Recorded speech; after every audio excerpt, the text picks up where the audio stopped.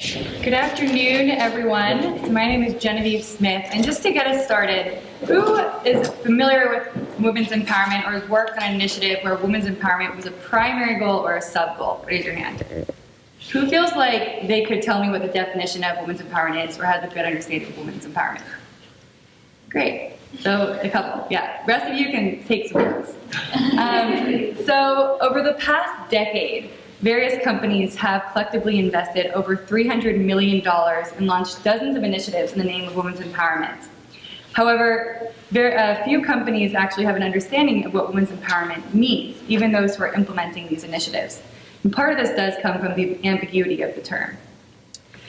This semester, I was working with Business for Social Responsibility and the International Center for Research on Women to, one, understand women's empowerment and be able to present that to the private sector, and two, dive deeper into women's economic empowerment in particular to identify how the private sector could play an authentic and meaningful role.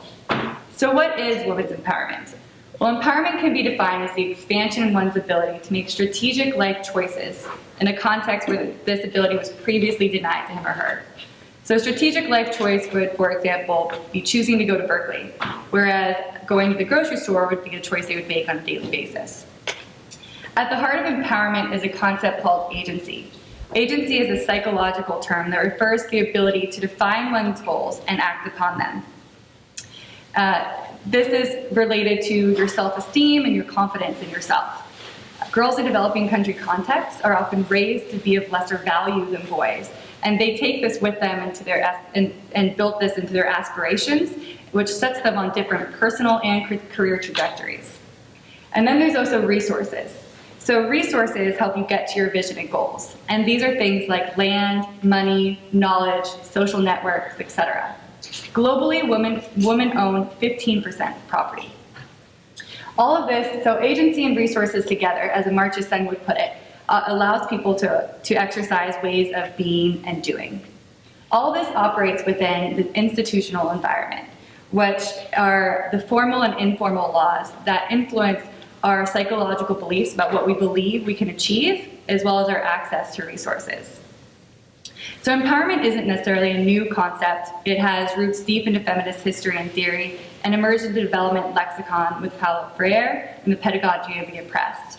And it's really focused around bottom-up development, building capabilities of people so they can make their own choices and act on those decisions.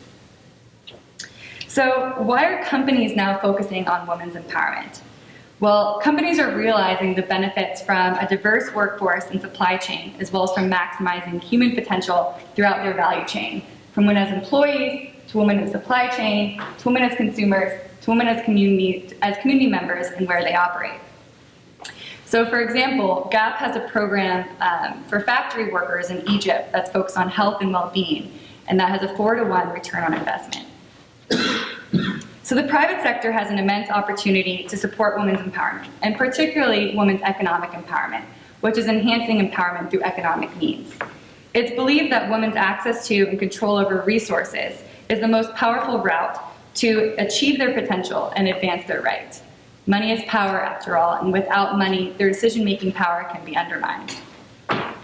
The role of the private sector, and what's the role of the private sector in all of this? Well, the private sector employs the largest workforce, influences women's rights for better or worse, and has an underutilized market potential and leverage for social and environmental change, missing out on their bottom line and societies. Within each value chain segment of the semester, I identified different levers that companies can employ to enhance women's economic empowerment in particular. And there are 3 different types of levers: enhancing resources available to women, such as through access to finance, creating or enabling supportive environments for people to have and use resources, such as through enhancing workplace conditions, or challenging institutional inequality, such as by advocating for workers' rights. The culmination of my research this semester resulted in a women's economic empowerment roadmap that companies can utilize. The first stage is to determine a company focus by getting buy-in from leadership and choosing a segment of the value chain in which to focus on. And the encouragement is to prioritize a segment of the value chain in which they have more direct contact with women and or where there might be violation of women's rights. The second stage is to ground women's empowerment theory and understanding, conducting a needs assessment as part of this, as well as prioritizing different levers within that particular value chain segment, and then finally identifying cross-cutting issues.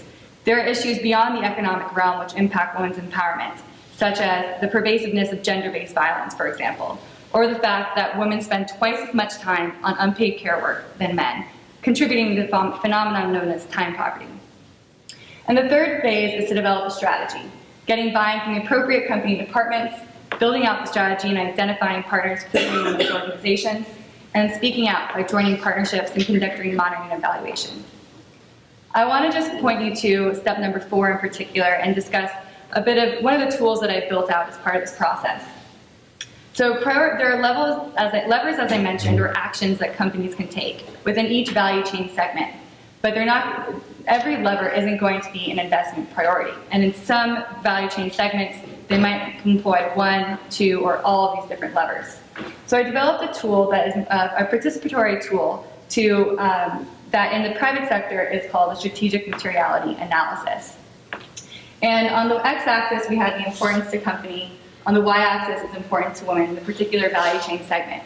I've developed criteria and guiding questions along with the process for companies to map out how the different levers to then prioritize which levers to implement. Overall, I just want to leave you with a couple of thoughts, and particularly for development practitioners that might be working on a women's empowerment initiative or it being one of the sub-roles. The first is that power is at the root.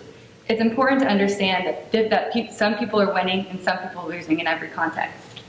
Second is to partner with women's organizations and women's groups as co-designers and co-advisors for an authentic impact. And finally, individual and collective empowerment is needed in order to alter embedded power dynamics. Thank you.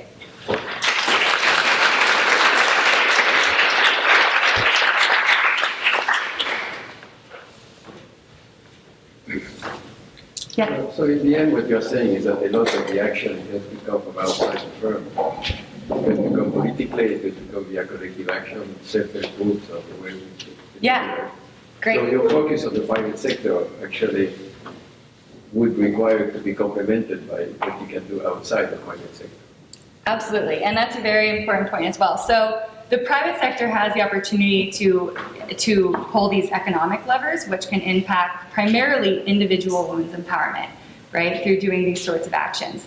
But ultimately, they need to identify these cross-cutting issues that women face. And in order to do so, a lot of these strategies need to incorporate women's groups and women's rights organizations who can then alter these embedded power dynamics. Because ultimately, a part of empowerment is that it's something that is collectively done, not individually done. And so I think that, and the client that I'm working for, BSR and ICRW, is actually a priority of their Investing in Women Collaboration initiative, which they just launched, is how to create partnerships between companies and women's rights organizations. So that's definitely a piece of the work that I've done, and I try to emphasize that particularly within the roadmap. But thanks for pointing that out. Yeah. What about implicit bias? Where does that fit in your roadmap? I mean, unconscious bias, rather. Unconscious bias is one of the things I address, and so I've built out different levers, as I mentioned, within each of the phases of the value chain. And so for women as employees, a particular lever for that would be to address unconscious bias through, for example, unconscious bias training or through other types of means that can be effective. So that's where it would fit within this research. My list of levers that I've pulled together are developed from literature review, case studies, and interviews, but not necessarily exhaustive. But yeah, that's where it would fall within this. Yes. You mentioned a pretty significant return on investment from GAP. Talk a little bit more about that. How was that measured? Yeah, sure. So GAP has a program called PACE, which they implement, and actually this picture is from that program. And they implement that for factory workers, and it's focused on health and well-being in particular, as well as some other life skills. So they work with outside consultants, and I believe that study was done by Babson College in partnership with ICRW that measured productivity of the workers in the factory and looked at productivity of the workers in the factory who went through the training versus those who didn't, and also included like absenteeism and costs of absenteeism, and found that workers who went through the program had both increased productivity and reduced absenteeism, hence the number.